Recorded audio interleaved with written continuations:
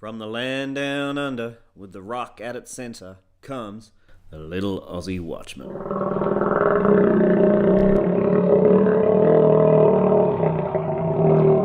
The global warming myth and the fire within the minds of men. The global warming myth once again burns bright as it leads a tale of destruction on the streets of Paris. The Yellow Vest Brigade and its tens of thousands riot across France. While the fuel excise, global warming tax may have been the last straw for us frustrated populists reeling from the combined decades of a globalist-inspired political decision-making, it is certainly the most revealing. Global warming tax is a tax which is a nonsense solution to an impossible problem which happens to be imaginary. This is indicative of all things globalist. Top that with unrestrained immigration and a massive unelected EU bureaucracy. It is no wonder France is on fire.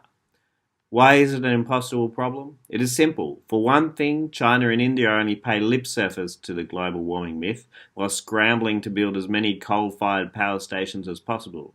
They know that cheap energy means control of commerce. They realise that as the West intentionally cripples itself, there is going to be an even greater market for their cheaply made products. Second, most so-called solutions are just a bunch of cloak and mirrors.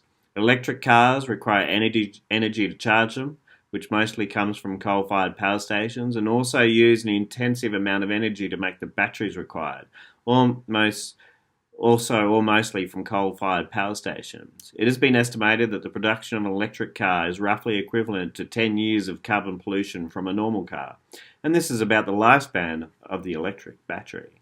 So what is a global warming fundamentalist to do? It's easy, just shout from every rooftop that the end is nigh, the world is coming to an end.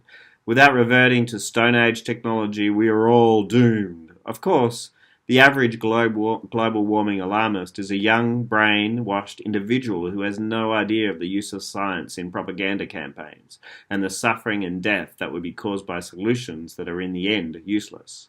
They are unaware that dark, shadowy hands like to create problems when there are none. Young people are idealistic and willing to give up everything for a cause. They are unaware of the subtleties and nuances of the political elite, who use them like the brainwashed minions they are.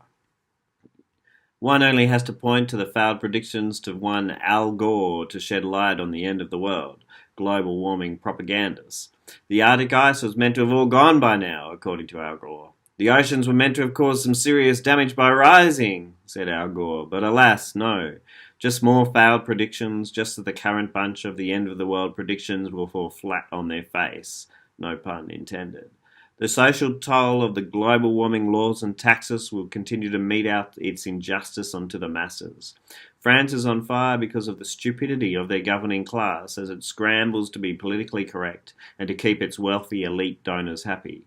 In describing the current president of France, Emmanuel Macron, his political enemies call him the president of the rich. That title has now become president of the very rich. It is the very rich that control the masses using propaganda and lies, and the global warming myth is just one of their tools. The fire in the hearts and minds of men is dangerous once lit.